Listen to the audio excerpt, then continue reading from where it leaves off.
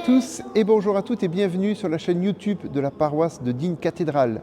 Je vous invite à venir avec moi aujourd'hui découvrir les coulisses de la fête de l'Étoile. Mais qu'est-ce que c'est que cette fête de l'Étoile? C'est la fête de la paroisse de Digne qui fête l'Immaculée Conception tous les 8 décembre depuis 1855 sans interruption. Cette année, l'équipe paroissiale a organisé, comme chaque année, la fête au départ de la cathédrale Notre-Dame-du-Bourg vers la cathédrale Saint-Jérôme. Alors suivez-moi, on vous explique tout ici et tout de suite.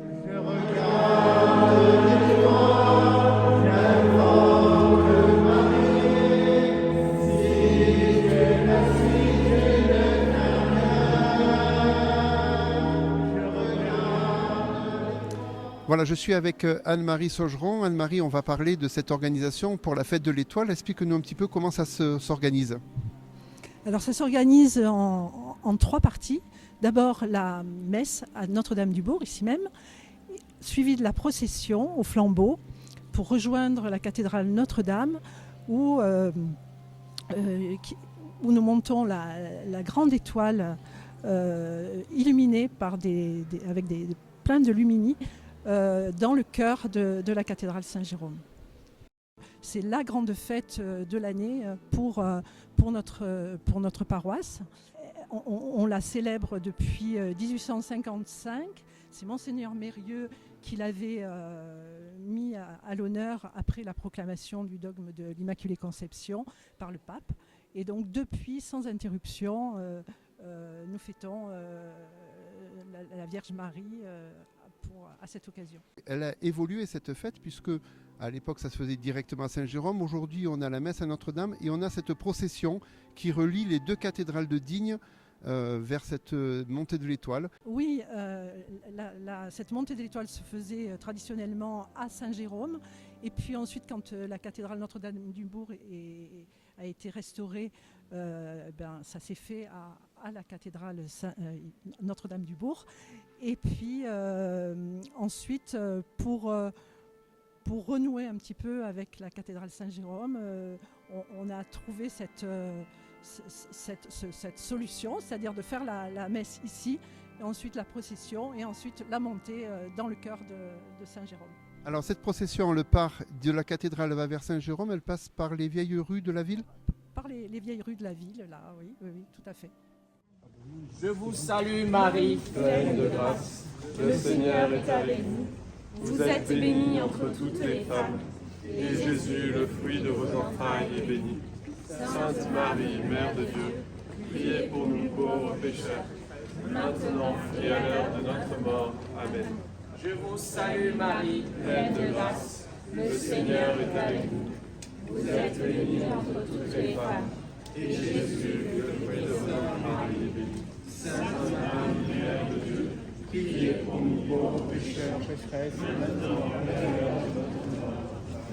Je vous salue Marie, pleine de grâce. Le Seigneur est avec vous. Vous êtes bénie entre toutes les femmes, et Jésus, le fruit de vos entrailles, est béni. Sainte Marie, Mère de Dieu, priez pour nous pauvres pécheurs, maintenant et à l'heure de notre mort. Amen. Sainte Marie, pleine de grâce, le Seigneur est avec vous. Vous êtes bénie entre toutes les femmes, et Jésus, le fruit de vos entrailles, est béni.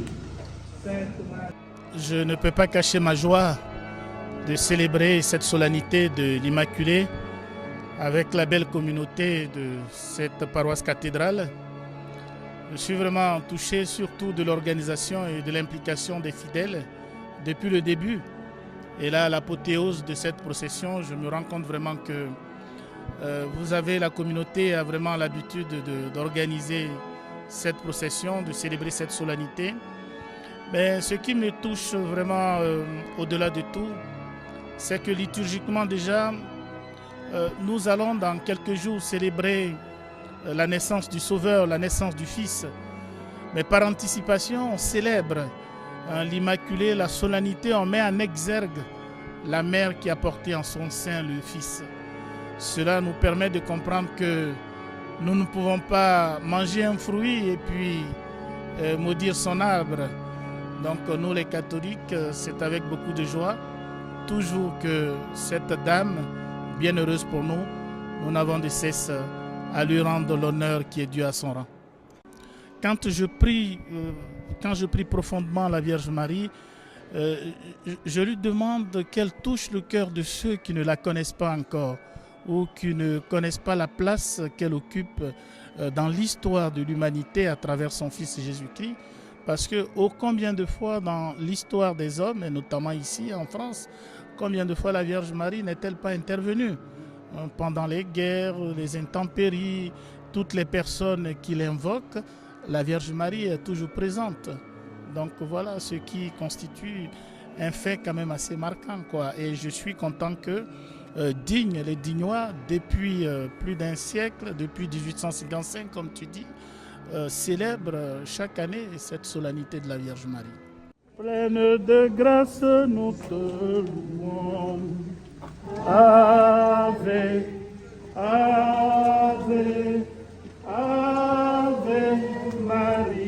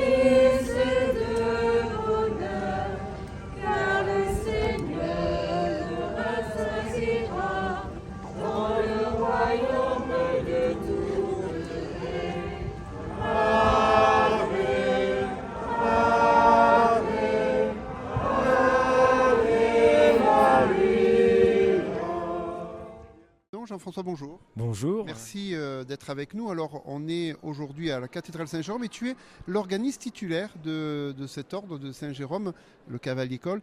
Aujourd'hui, c'est la fête de l'Étoile. Qu'est-ce que tu ressens à la fin de cette célébration en tant qu'organiste ?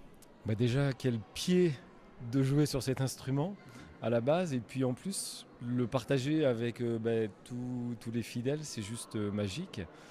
Et on a presque même l'impression pendant ces moments-là où on est relié avec le divin.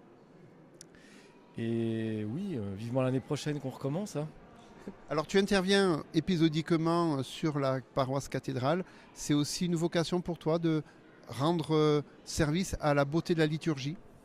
Bien sûr, ça paraît évident, même si les orgues et ce Cavalier-Col n'est pas fait que pour ça. Mais en attendant, il y contribue et ça fait partie de son job et de mon job.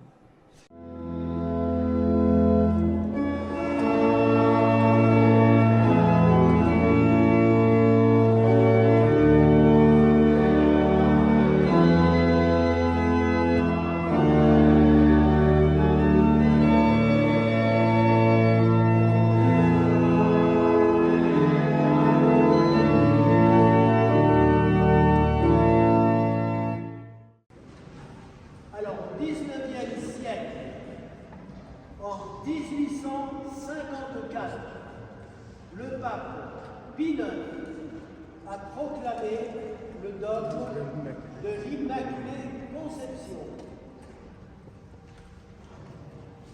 L'année suivante, en 1855, l'évêque de Digne, Monseigneur Mérieux, Marie-Julien Mérieux, venait d'achever la construction du grand séminaire et du petit séminaire. Et il les a bénis et mis sous la protection de Marie Immaculée, qui venait donc d'être proclamée Immaculée Conception l'année précédente. Et à partir de là, donc depuis le 8 décembre 1854, quelques mois après la proclamation du dogme, cette fête de Marie a été instituée ici, à la cathédrale Saint-Jérôme. Alors, je ne sais pas si dès la première fête, il y avait l'étoile, mais ce qui est sûr, c'est que Depuis des temps immémoriaux, on monte l'étoile pour la fête de l'Immaculée Conception dans la cathédrale de Digne. Et ça a toujours eu lieu, y compris pendant les années de la guerre. On n'a jamais cessé cette tradition.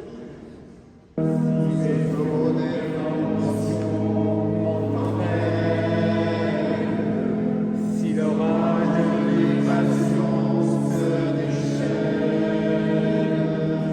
je regarde l'étoile, j'invoque Marie.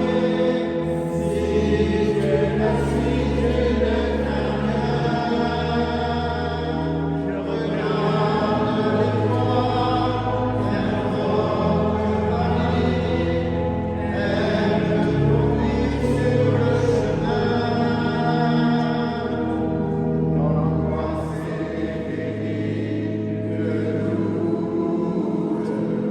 lorsque la nuit descend